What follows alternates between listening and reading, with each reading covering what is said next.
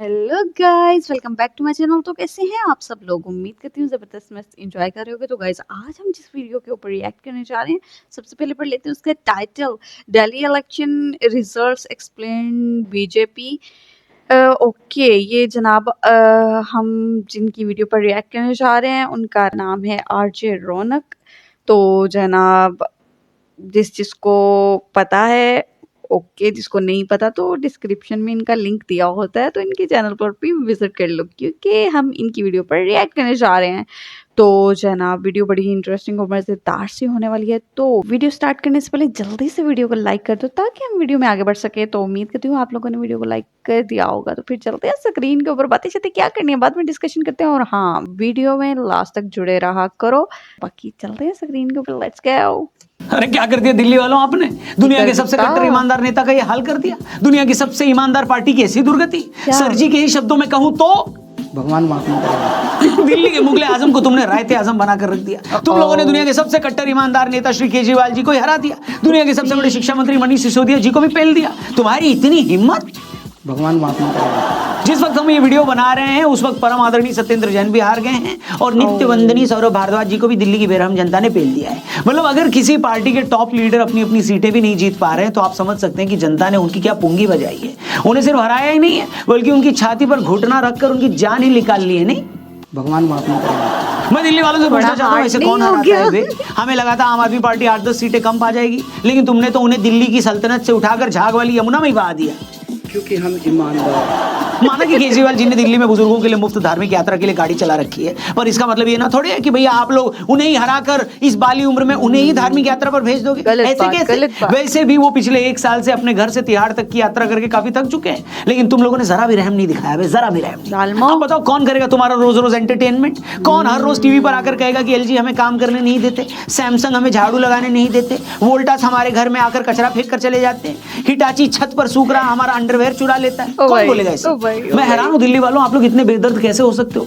दुनिया भर के लोग फ्री के एंटरटेनमेंट के लिए दिन भर इंस्टा पर रीलें देखते हैं और तुम्हारे पास खुद का 10 सालों से अपना फ्री का लाइव एंटरटेनमेंट चल रहा था, मगर तुमने अपने हाथों से छत पर लगा एंटीना उखाड़ दिया। वो भी उस आदमी का जो ये बोलता था कि मेरा कोई कुछ नहीं उखाड़ सकता। अगर केजरीवाल भ्रष्टाचारी है तो फिर इस दुनिया के अंदर कोई ईमानदार नहीं है। सच बोल रहा हूँ, याद करोगे वो दिन जब हर रोज दिल्ली सरकार का एक मंत्री पुलिस वालों की डोली में बैठकर जेल जाया करता था। एक मंत्री को जमानत मिलती थी, दूसरा अपने हाथ पीले करवा कर उसकी जगह जेल चला जाता था। ऐसा लगता था कि आजादी की दूसरी लड़ाई चल रही है और केजरीवाल सरकार जेल भरो आंदोलन छेड़ रही है। खुद बताओ किस स्टेट में होता है इतना एंटरटेनमेंट है? जादूगर हूं मैं, जादूगर। आखिर कौन सा वादा था जो केजरीवाल ने पूरा नहीं किया था? उन्होंने कहा था कि दिल्ली को लंदन बना देंगे। आप जाकर घर देखो उनका, आपको इतना आलीशान घर लंदन में भी नहीं मिलेगा।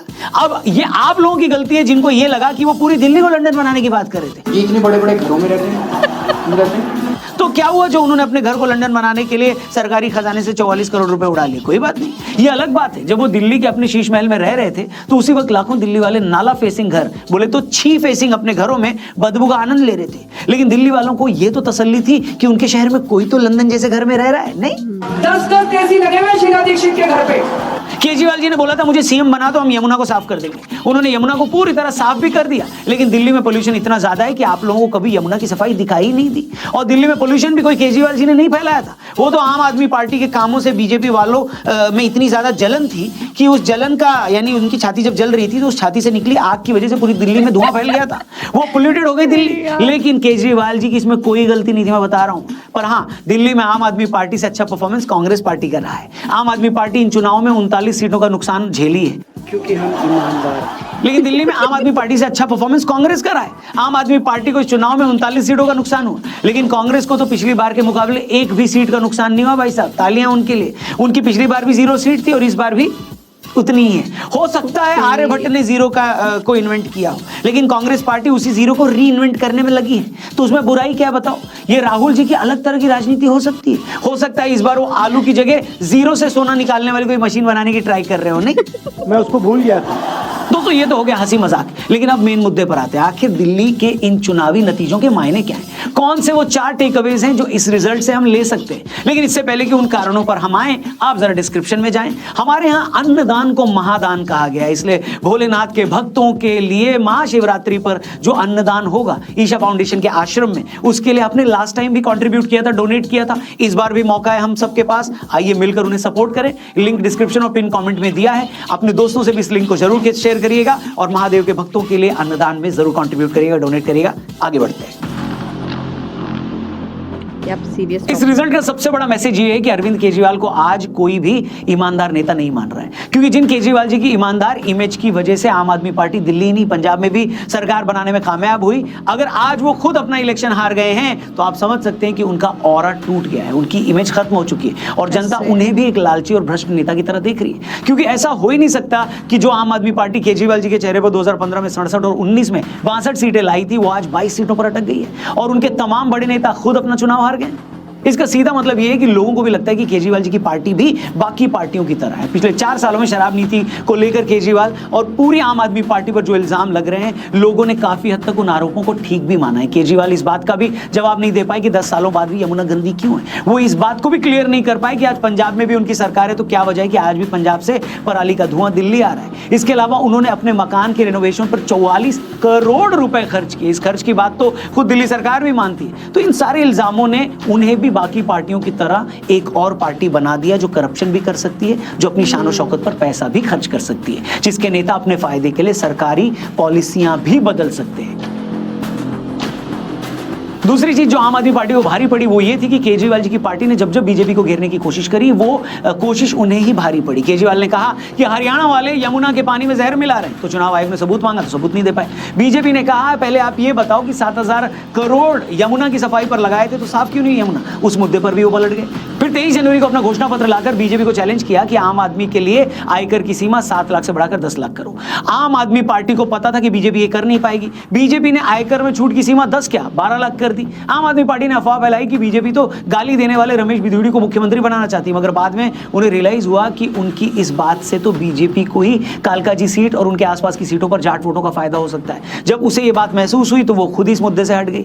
आम आदमी पार्टी ने कहा कि हम सत्ता में आएंगे तो महिलाओं को 2100 देंगे। बीजेपी ने कहा कि तुम 2100 दोगे, हम 2500 रुपए महिलाओं को देंगे। बीजेपी ने लगे हाथ आम आदमी पार्टी से भी पूछ लिया कि ये बताओ जीत कर आओगे तो महिलाओं को 2100 क्यों दोगे, अभी तो तुम ही सत्ता में थे, तब क्यों नहीं दिया। आम आदमी पार्टी इसका जवाब भी नहीं दे पाई। इस तरह आम आदमी पार्टी ने जिस जिस चीज को मुद्दा बनाया, आखिर वही चीज उन्हें भारी पड़ गई सारी। 2024 में जब लोकसभा के रिजल्ट आए थे दोस्तों और बीजेपी को मेजोरिटी से 30 सीटें कम आई थी, तो बहुत सारे लोगों ने दावा किया था कि मोदी का जादू कम हो गया है। देखना हरियाणा, महाराष्ट्र और बाद में दिल्ली भी बीजेपी हारेगी। इसके बाद नीतीश कुमार या चंद्रबाबू बीजेपी से सपोर्ट वापस लेंगे और उनकी सरकार गिर जाएगी। मगर हुआ क्या, हरियाणा में बीजेपी ने सारे अनुमानों पर लात मारते हुए लगातार तीसरी बार सरकार बनाई। महाराष्ट्र में उनके अलायंस ने इतनी सीटें जीती जितनी महाराष्ट्र की हिस्ट्री में आज तक किसी ने नहीं जीती थी, और दिल्ली में तो उसने पूरी बाजी ही पलट दी। बहुत सारे लोग ये बोल रहे थे कि दिल्ली की राजनीति हरियाणा और महाराष्ट्र से अलग है। दिल्ली में आम आदमी पार्टी के पास केजरीवाल है और बीजेपी के पास कोई चेहरा नहीं है, लेकिन यहाँ भी बीजेपी आम आदमी पार्टी से उनकी 38 सीटें छीन चुकी है। मतलब लोकसभा इलेक्शन के बाद जो ये हवा बन रही थी कि मोदी का जादू कम हो गया है, एक के बाद एक विधानसभा नतीजों ने ये प्रूव कर दिया है कि मोदी का जादू शायद आज अपने चरम पर है। अगर बीजेपी दिल्ली जैसे स्टेट में भी बिना सीएम फेस के केजरीवाल जैसे मजबूत नेता को हरा रही है तो मोदी का ही जादू है, ऐसा एक्सपर्ट्स बोल रहे हैं। लोकसभा इलेक्शन के बाद से लगातार तीसरा स्टेट इलेक्शन है जब इंडी गठबंधन या उसकी पार्टियां बीजेपी से हार गई। आम आदमी पार्टी और कांग्रेस लोकसभा में साथ थे, इंडिया अलायंस का हिस्सा थे, मगर दिल्ली में वो एक दूसरे के बाल नोच रहे थे। पहली बार राहुल गांधी ने केजरीवाल को शराब घोटाले का अक्यूज बताया। केजरीवाल ने भी राहुल बाबा पर डायरेक्ट अटैक किया। आज दिल्ली में बीजेपी जीत गई है तो उमर अब्दुल्ला ने ट्वीट करके लिखा कि और लड़ो आपस में। इससे पहले इंडिया अलायंस की बहुत सारी पार्टियां ममता बनर्जी को अपना फेस बनाने को बोल चुकी है, लेकिन कांग्रेस इसके लिए तैयार नहीं हुई। ये लोग महाराष्ट्र में आपस में लड़े थे, तब भी इनको बहुत उम्मीद थी, लेकिन वहां भी गजब बेइज्जती हुई। कश्मीर में इलेक्शन हुए तो वहां भी इंडिया अलायंस की पार्टियां आपस में लड़ी। मतलब आप ये कह सकते हैं कि इंडिया अलायंस अब दी इंडिया अलायंस हो चुका है। तो दोस्तों ये तो कुछ बड़े टेकअवेज इस इलेक्शन के, लेकिन केजरीवाल का खुद इलेक्शन हारना मुझे लगता है इंडियन पॉलिटिक्स के पिछले 10 सालों की सबसे बड़ी खबर है। जिस आदमी ने पॉलिटिक्स में आते ही भूचाल ला दिया था, जिनकी ईमानदारी और नए तरीके की पॉलिटिक्स की पूरी दुनिया में चर्चा हो रही थी, अगर वो खुद करप्शन के आरोपों में जेल जाएं और फिर अपना चुनाव भी हार जाएं तो इससे बड़ी खबर और कुछ नहीं हो सकती। ये किसी फिल्मी कहानी से कम नहीं लगता मेरे को।